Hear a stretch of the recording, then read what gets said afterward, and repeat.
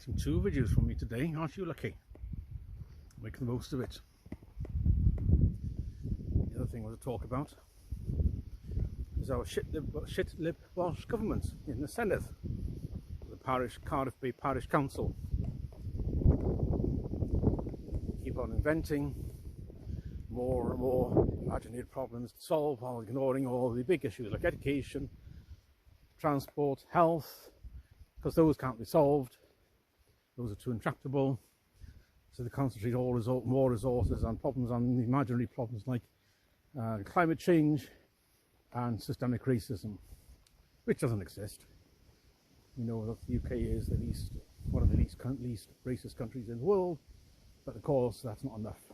So they commissioned some university wonk on a nice fee, because that's how you make a living. You dream up imaginary shit-lib problems, put in a grant, some suggest ways to not solve these problems that don't exist. Hey, presto, we got a bit of money. It's a gravy train. So apparently the Welsh Government has decreed that it has to be anti-racist in all its activities by 2030. Not just not racist, anti-racist, which is a component of critical social justice, politics of victimhood of various chip on the shoulder minorities, and it's also an anti-W propaganda. I can't see the W word, but you can probably guess what I'm talking about there. So this boffin has decreed that the librarians and that knowledge sector have to be mindful of the racist buildings that they wish to use and book for any training or any seminars or any events. So they have to avoid them or take into account their racism and the slavery and the genocide and all the nasty history stuff, because we can't go back in time and undo this. So you blackball them. Gladstone Library, we can't have that. Prime Minister Gladstone in North Wales, in Buckley, because he had associations with slavery. Oh no, slavery. Of course, according to the fucking libtards, only the whitey people ever did slavery, and that no other race or group of people ever did it, and it absolutely stopped when we stopped doing it. The fact that slavery is still practiced in the Middle East, still practiced in across Central Africa, that's all fiction. It doesn't happen. They're the poor, oppressed people, the victims of the whitey, so therefore they can't do no wrong. This is the black and white thinking of the university sector, where they've got too much money, too much time to think, and they don't live in the real world. So it's just oppression, just seeking out oppression for the sake of finding oppression for the sake of getting grants. Follow the money. So Gladstone Library, oh no, we can't have that. Demolish it. Throw it all away.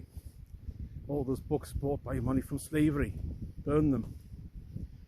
The town of Nelson in South Wales Valleys, named after the Admiral Nelson, after the name of a pub, actually, which is named after Nelson. And he was one of the nasty people as well. So you can't book there. So you can't book community centres in the Nelson Community Centre. You can't book anything in the Nelson pub. You can't book anything in the village of Picton and near Haverfordwest, because that's another nasty person. It's ideological purity,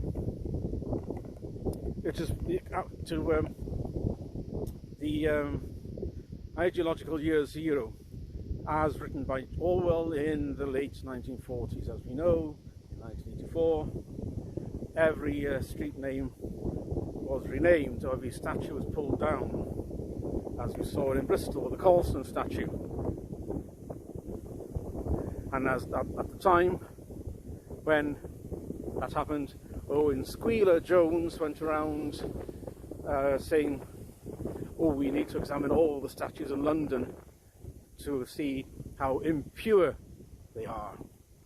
And which is why Sad Dick Khan has announced a task force to look at the problematic statues and street names in the city, to get rid of them, rename them to something more ideologically pure. This cultural year zero was practiced by Pol Pot of the Khmer Rouge in Cambodia in the mid-1970s, from the mid-1970s, under the communism rule, where he decided that the all associations with the any history prior to communism, his communist regime, had to be removed, and the only history that existed started in that year zero. There was no prior history prior to that, because it was impure, ideologically impure. So the pure and approved history, or approved thoughts and approved buildings and names and concepts, all started at that moment in time, which is what University of Wonk, being paid for by you, the taxpayer, in courtesy of the Welsh Government, is trying to achieve. Librarians must not associate themselves with impure ideologies, with impure thought, with the past, with Nelson. And how dare they visit Trafalgar Square to look at Nelson's column? How dare they look at that Peter episode where John Noakes climbs up? Oh no, we can't have that, because he's the wrong person, isn't he? He needs to be expunged from history.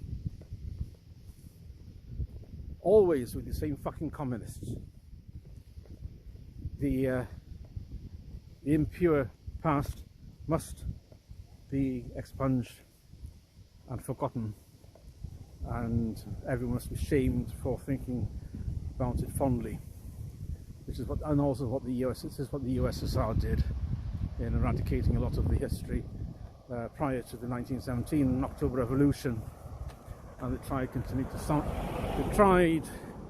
stamp it out, cultural practices,